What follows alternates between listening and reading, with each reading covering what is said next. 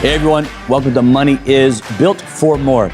Here on Money Is, we get a different TV series, and this TV series on Money Is has to do with Built for More, meaning how to use real estate to create wealth in your life. I'm standing on top of a building right now, and this building is owned by a couple of my friends named Danny and Drew, stars of a hit TV show on HGTV called Renovate to Rent. And these two guys from college started buying up rental properties, and now they got into building apartment complexes. And matter of fact, the building I'm on, like I said, is actually owned by them. It's called Bricks and Mortar in Minneapolis, Minnesota. And it is an absolute gorgeous day here in Minnesota. I'm gonna interview them next, and we're gonna talk about how they use real estate, how they built real estate to create wealth, how they use real estate to build wealth. Money means a lot of things to different people. But until you have money, money's kind of relevant in your life. You have to have the money for money to have some value to you. So how do you use money? How do you get money? Follow us along this TV series as we talk about how to build wealth using real estate.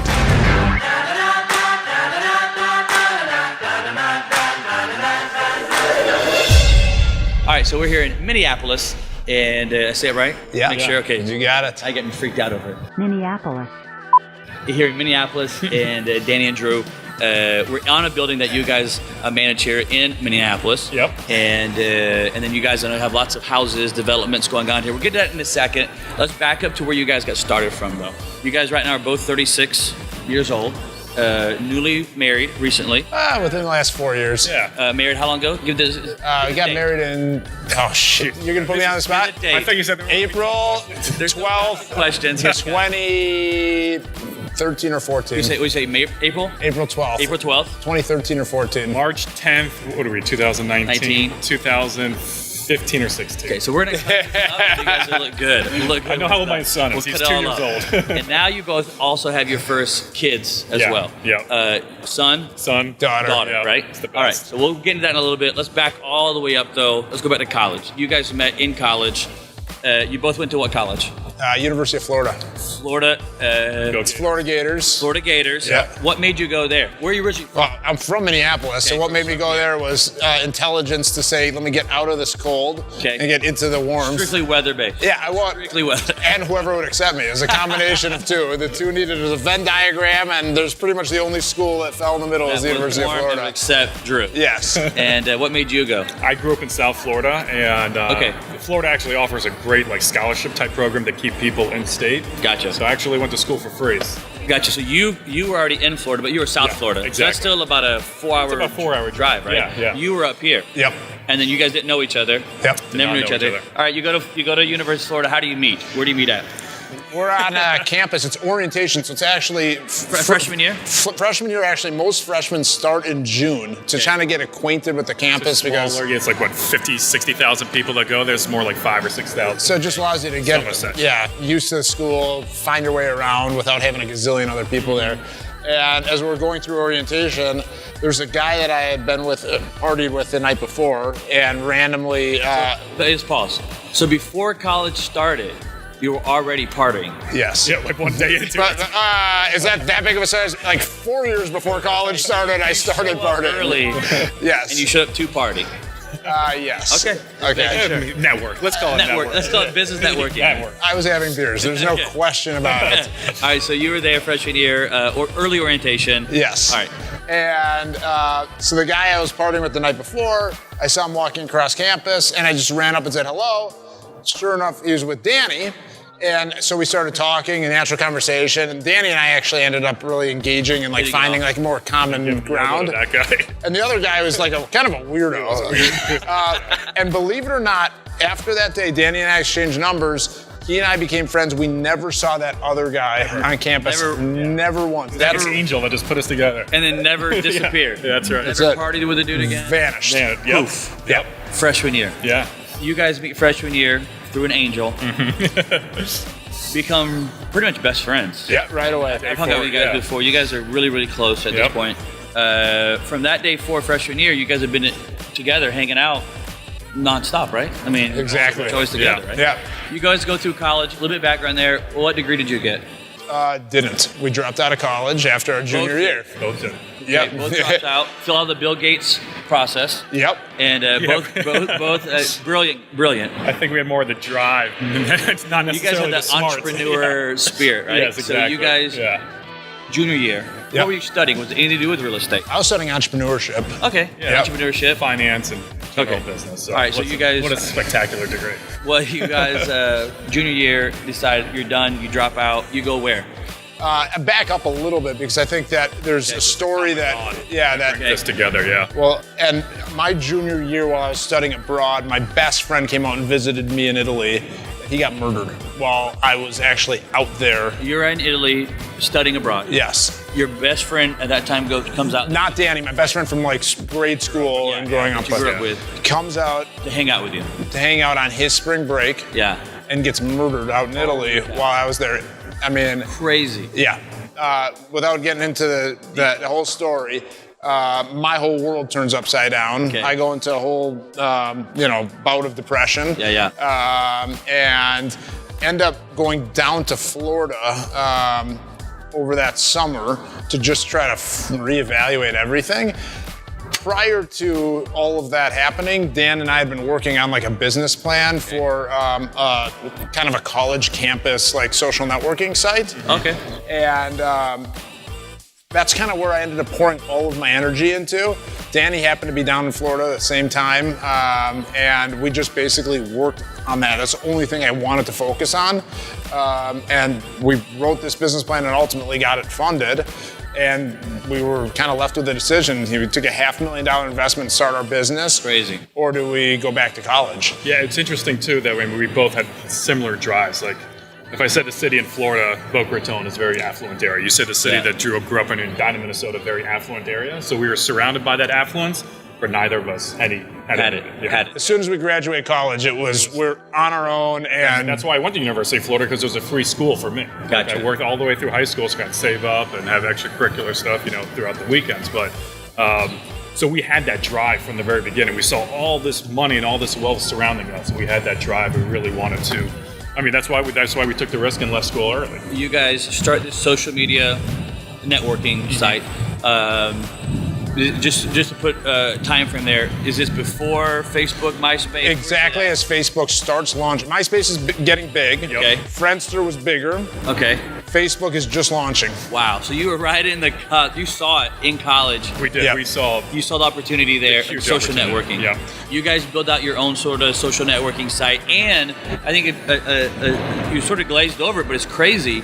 You guys get raised capital of $500,000 to launch your social network site. Yep. The idea was that strong, and during the time, one of our, I guess our value propositions was go onto MySpace, and we always reference the celebrity because she was popular back then. But if you type in Paris Hilton, you get like a 2,000, 5,000, 10,000 different Paris Hiltons. So there's no really certified celebrity program. Gotcha. And that was one of the value propositions that we were adding, and we had a lot of relationships. We actually partnered up with Nick Lachey. So Oh, no he way, was from able- 98 Degrees? Yes. Dude, he was like... At the time, though, hold on. Yeah, but at the time, it was the Newlyweds. He was big in the Newlyweds. Yeah, so he had a very strong brand, and he was able to open up doors with athletes and musicians, celebrities, and we had such a huge database of all this amazing content from Jonas Brothers and Rihanna and Yeah, dude, 'cause at Justin that- Timberlake all saying go to our website, which was we're It's young huge, right? guys. It's a stamp, It was huge. like Yeah, massive absolutely. stamp. Yeah. And it's crazy because I'm just thinking back at that time. We were in college at the same time. Newlyweds was like the hit show. It's like the first major yes, reality show. Yeah. Jessica Simpson launches, I think, becomes from there, like really launches her career into like clothing. I think that's what really drove her to open the doors to become a billionaire. Yep. Her company, at least, was through that Newlywed show right there. So that was a huge show. You guys partner with Nick Lachey, which is they massive. were divorced at that. Well, our site launches pretty much in parallel to him announcing his divorce. Yep. Yeah. So tons of media on him, and all he was trying to do was We had deflect. planned this music tour that we're going to follow him, and that was like our perfect target market, like all of his fans. It was a really, really good marketing strategy, really good plan that we had. So what really ended up happening? Dan and I, marketing, ideas, we got it. Funding, we got it. Okay, what the social networking is going to be all about? What's the missing element? Technology.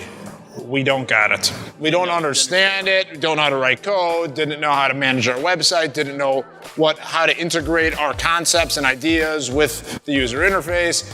all of it was just really difficult for us to get, so we just outsourced that. Yep. And ultimately, whoever we hired to bring it on built a faulty website that couldn't scale.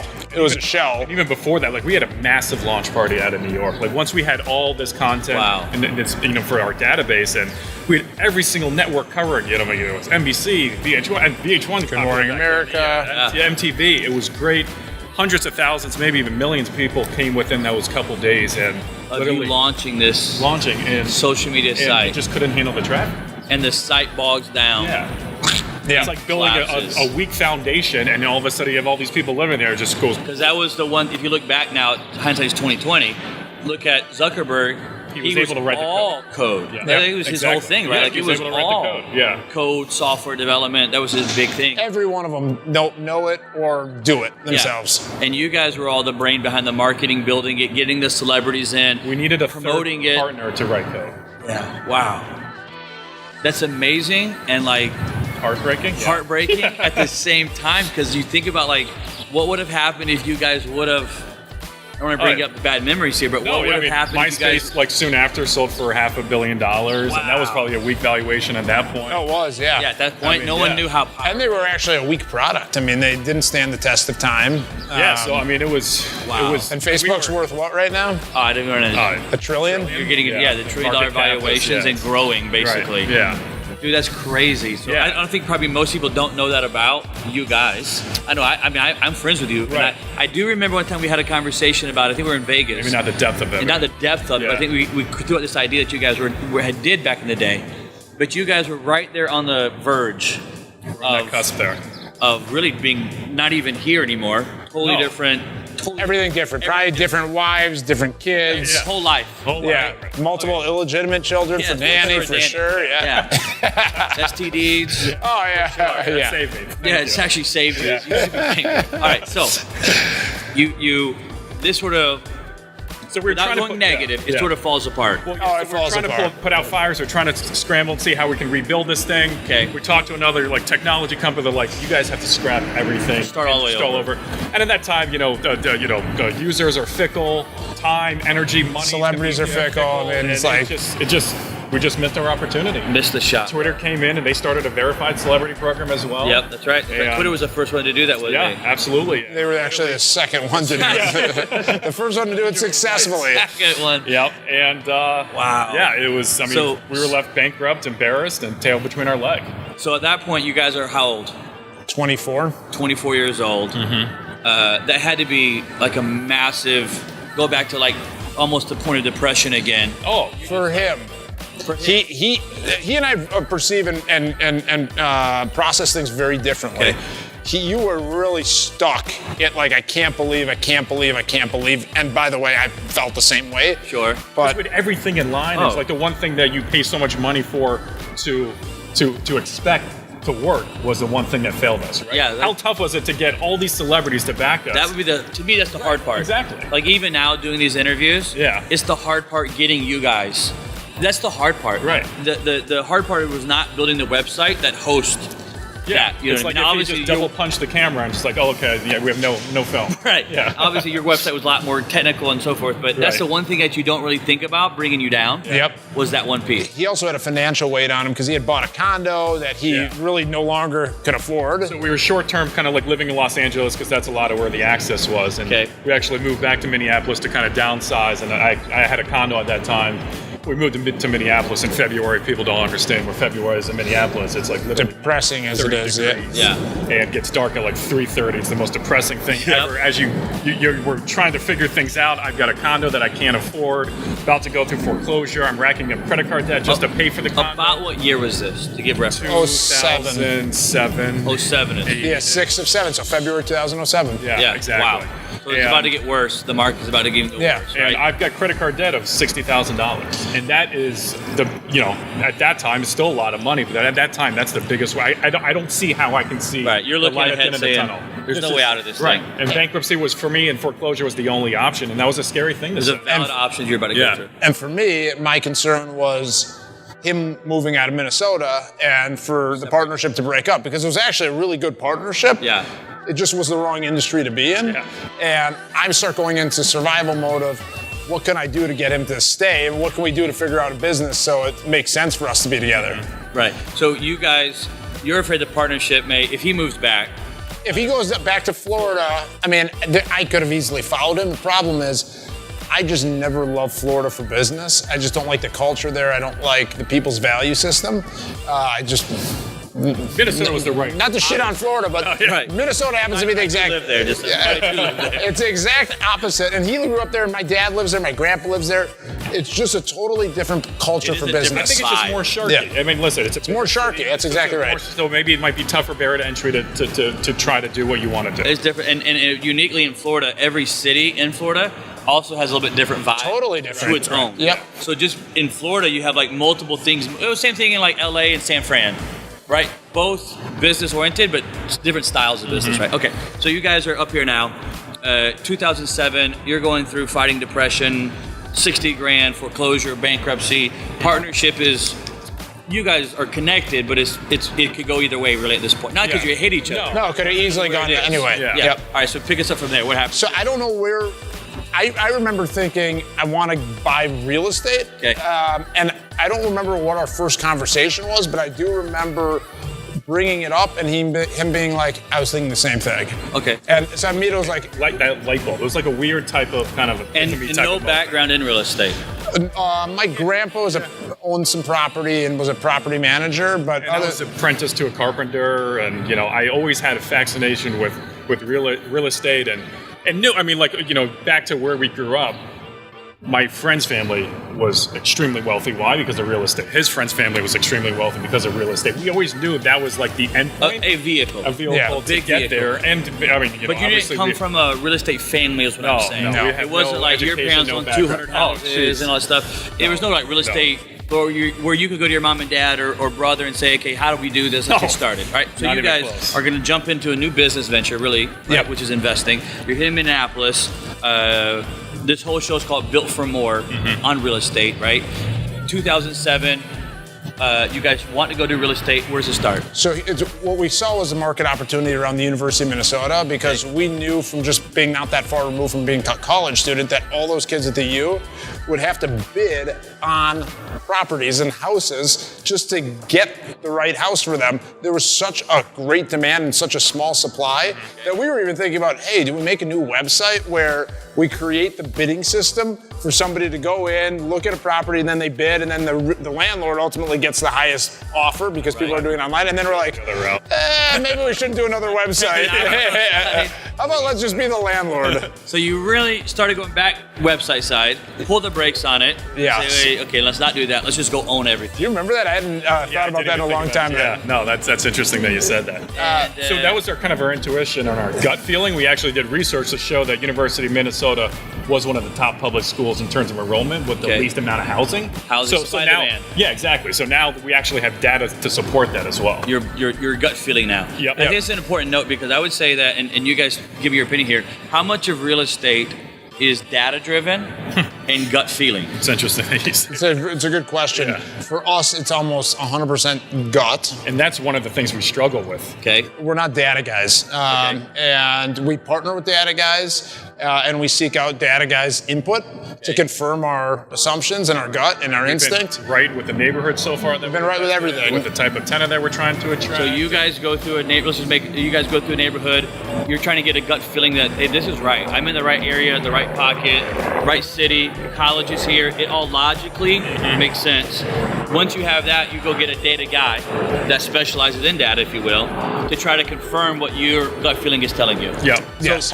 So we started off at investing in University of Minnesota, and we're like, okay, where are these kids moving to after University of Minnesota? Okay. And we invested in that neighborhood. It's called Uptown, which is almost like College 2.0, a roommate sharing type of situation. Okay. Bought a bunch of properties there, and then we saw other areas and other pockets of Minneapolis that was really exploding with other, strong restaurateurs that we know, and close to proximity to mass transit. So there was other things that we feel like there are certain neighborhoods would really explode. Let me ask you this. Let me go back to a second. Yeah. Have you ever bought a house, apartment building, whatever, built something and you guys build now? Have you ever bought those on a gut feeling without data and it burnt you? We've never lost money on any deal. Never lost it. Okay, cool. No. Interesting point. All right, so you guys, 2007, you see the data, you see the opportunity. let's just talk about basically how do you buy, if you can share with the viewers, how did you buy that first house? It's funny. And it was a rental, right? Yeah, but so we were right bordering the line of like the market crashing and financing still be available for anybody who just signed their name. Yep, that's right. So 7. we just income verification. So you hit the market.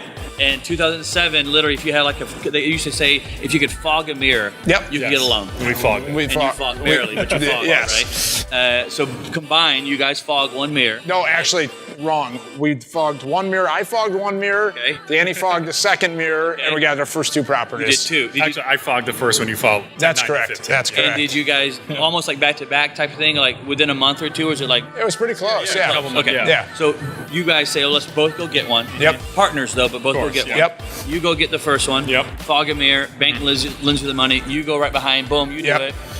Now you own 2 rentals. Are they single family? Both single family. Both single family. Both at the U of M. And your focus target market is college students still. Yep. Is it shared housing, like four Yes. kids to a room or something, or No. a house? Yep. Exactly. Right. They all rent like a room and then they communal. Our first group of tenants were actually girls that ended up doing the Playboy Girls of the Big Ten Wow. magazine. Yeah. We look at real estate as a well-field goal. Looking at our tenants are terrific. It's just a perfect situation. You crushed it your first Yeah. house, right? Yes. So these are your first 2 It houses. was downhill from there. From all there, that was the honeymoon. Okay, from there, your brain says this is working. Yes. This is working. You guys are making cash flow, Yep. but market's about to crash. Yep. What happens? Well, what happens is the most obvious thing ever. It's properties that we were willing to pay $230, $240 for are now selling for $150, and my rents are skyrocketing. Yeah. Right. I mean, it's like everybody still needs to rent. Nobody can buy anymore, and it's like It's just increasing. now we just try to figure out how can we do as much as possible before the market totally A corrects. unique thing I think a lot of people think about or forget about in real estate, when appreciation crashes, rents go up. Yeah. It's like the opposite effect of each other, right? Yep. Because now supply and demand kicks in. You can't fog a mirror. You can't get a loan. Right. It removes those home buyers, which means if they're not going to buy it, they have to rent, which then drives rent price back up.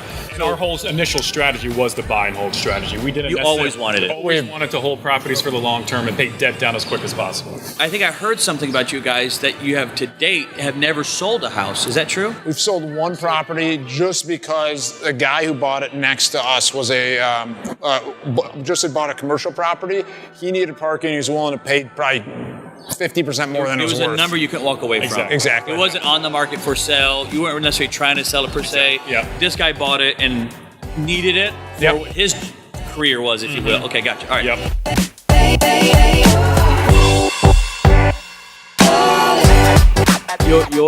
Tell me about this. Tell me, wrapping this thing up here. Tell me about the future. What do you guys see in your guys' future for future developments? Do you want to move out of I'm not going to say, I'm just going to say Minnesota. Do you want to move out of Minnesota, or do you want to stay right here at home? Have you thought about it? I'd like to move out of Minnesota just for the winter months. Yeah. I love it in the summer. It's the greatest place on earth. Look at this right now. It's amazing. It's a good question. For me, there's enough to do here. Like, I mean, I'm exhausted with just the amount of deal flow that we could look at. It's like, have my blinders on, focus on what we know well. And Let's say we built all these ones that we're talking about. Everything's rented. Everything's done. Where do Go we 5 see years us? on the road. 5 years. And All that's- those 5 are done. All these you got going on. 5 years. I think we were able to answer 5 years ago where we would be today. I'm not sure if I'm able to answer 5 years from now. my answer will revolve around a work-life balance because there's only so much that you can, like, we've achieved enough financially that we don't need to go and do more. So it's got to be a value add to our lives. So if like Dan and I were like, hey, let's go do a project in Aspen, Colorado, because it's gonna be fun to do it. You enjoy Let's do going it. down there, Yeah. vacationing, seeing Or it. down in Miami. Let's go work on a project there. Awesome. Yeah, we might be able to handpick our projects that we want. It's a get to, not a have to anymore. Let's wrap it up. The final thing here, this whole conversation that I talk about is money, right? And I think that a lot of times in life, as families that I grew up with not a lot of money. It's almost like the word money is almost like a taboo word. Yes. And it's almost like you're not supposed to talk about it. It's kind of, you can't talk about, we always say you can't talk about sex or politics, religion, and money as a Correct. kid, right? And there's always sex, but you don't even mention that word. Yeah. But Those are the 4 things I like talking about most. things you enjoy, right? But it's almost like, and I want to have this thing where I'm trying to get people to have authentic conversations about money. It's impossible We to need that. have money until you at least understand it.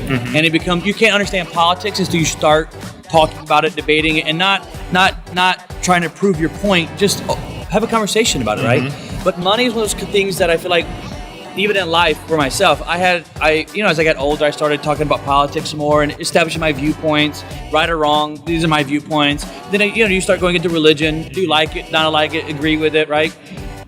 But it took me a while to have the conversation about money, and I just think about what did I lose out, not on money, but on what money provides in that time frame right there. And I like where you're going with it, Drew, because you were talking about it has to be a value add to my life if you went to Aspen or to the next project. So if you talk about money for a second, wrapping this thing up, I'm going to end it with asking the question, what money is blank to you? But let's talk about right now, just in general. Is it fair to say that money has, maybe use the word, altered your lives? Oh, completely. In a good or bad way, it does kind of move to different sides, right? Having it or not having it. Kind of question. There's no question. I mean, again, our backgrounds. I mean, I grew up. I mean, my parents weren't wealthy by any means. Just hardworking, middle class type of family. So, money has completely altered everything. To not only for our family, but I know what my money is blank. You know that answer right now. And I'll lead to that. But having the ability to do something else that you want to do with your time. So, money is, to me, it's flexibility, right? It allows you to do what you want to do, whether that might be start another charity, maybe spend more time with your family, travel more, do something with your passion. Money is flexibility. If we were working 8 to 5, you wouldn't have that flexibility of time. It's the most priceless commodity that we have. It's time. And to me, money provides what you really, really want, which is time. Yep. I think that people that chase money never really get it, because it's an endless chase of it. 100%. It's like they're focused on the journey of money versus the destination. And to me, money was a destination, and meaning that it wasn't that I wanted money to be rich or greedy. I wanted money to do this. You wanted in your terminology, right. Flexibility. Exactly. I wanted flexibility. Drew, I'm gonna go to you. I know money. You said money's altered your life so far, good or bad. But let's talk about the one word. If we talk about money is blank, what is that one word to Drew? Money is blank. I have to include it with health, because without health, money is nothing. So it's money plus health is freedom. And it's the freedom to do what you want and enjoy your life. I will tell you this, though. There's this point of diminishing returns on money and freedom. Like above a certain amount, to me, there's almost no incremental gain. Like if you have, call it, just say $1 million, call it $1 million, just to pay it. Once you have above that, I don't know that you're getting any more incrementally free out any of that. And in fact, it may even come with more complications. Yeah. So there's like a kind of a sweet spot there that I think makes it. Man, I think you're onto something, Drew, because all the people I've talked to, no one's brought that up yet. Because again, it's like the journey, right? If you just keep going on the journey of $1 million, now I gotta have 2 million, now I gotta have 5, Chase, now I gotta have 10. And the point is, Drew, your point is, and even with your flexibility, Danny, well, even if you have it, well, does that really add more value to your life? Or is it just more digits in a bank account? Yep. You know what I mean? Yep. And I think you're hitting there's a great phrase that I've heard going on with yours, Drew, said, most people spend all their health trying to get wealth and spend all their wealth trying to get their health back. Yep. Right? And I think that's what you're hitting on that point right there. Yeah, absolutely. Is finding that sweet spot. And if the viewers are listening, and I think that'd be the one thing I would take about from both of you guys is flexibility and freedom. But the caveat to that is finding that sweet spot, knowing where your sweet spot is. Not all of us are on the same path, right? Yeah, work-life balance is extremely important. Extremely important. And now you guys are moving into the wife, the kid, maybe more kids coming up in the future there. And now all of a sudden, the money that you've acquired is really to help enjoy the time. Yeah, I think most of your guys' Facebook, Instagram photos are literally, I think, with your wife and kids. And it's by the way, few and far between, because there's the other thing to the equation of fame, which then could end up throwing, cold water on the money and the health, because if you have fame, it totally changes the entire equation. To me, I'd rather not have the fame, have the money, have the health, and just have nobody know who I am, the anonymity. Love it, bro. Yeah. My son took his first steps. It was around like 1:30 or 2 o'clock. In the afternoon. In the afternoon. Yeah. I saw him take his first steps. Just because you were there. I was there. Because you had the money. I had the money gave you that flexibility to spend more time with my family. And the thing is, that It's priceless. How do you put a price on that? You can't. You know what I mean? can't. You can take all the apartment complexes and do 1,000 of them, but you can't recreate your son's first steps. Exactly. You know what I mean? I think it's that flexibility that's there. All right, guys. Man, I appreciate Awesome. it. Awesome You're the interview. best. Thank you guys Yeah. so much, man. I got one more thing. Will you get that sign?